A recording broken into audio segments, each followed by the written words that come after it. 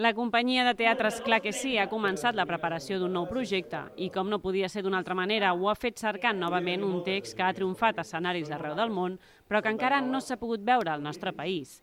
En aquesta ocasió es tracta de Tota la meva intimitat, un text estrenat a l'Off-Broadway l'any 2006 i que després s'ha representat a diversos països. Un text que el mateix director de la companyia, Pep Duran, s'ha encarregat de traduir. Després de diversos espectacles dramàtics, aquest cop la companyia ha volgut donar el salt a la comèdia, tot i que, segons el seu director, l'obra té una dualitat interessant de gènere que la fa especial. És una tragèdia en forma de comèdia. És una cosa una mica especial, és dir, serà comèdia perquè la gent pot riure, perquè té diàlegs divertits, perquè té situacions divertides, però el que li passa al personatge principal, al protagonista, doncs en el fons és una tragèdia. A mi em costa molt trobar comèdies que m'agradin i que em transmetin alguna cosa.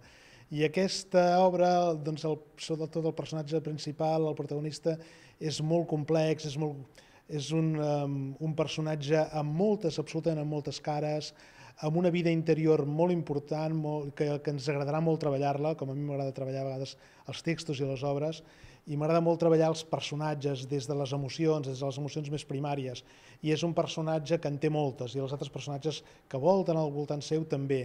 Aleshores, a banda de ser comèdia, ens diu moltes altres coses aquesta obra. El paper protagonista anirà a càrrec d'en Marc Collado, el segon espectacle que l'actor protagonitza amb Esclar que sí teatre després del seu debut en Verí i amb el que va guanyar el Premi a millor actor en el concurs d'Arenys de Mar del 2019.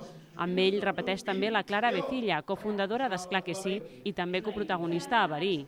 L'Abril Senglàs, Daniel de Pedro i l'Anna Vila completen la fitxa artística d'aquest nou projecte. El que m'agradaria és que, encara que estiguem en lectura, traiem veu,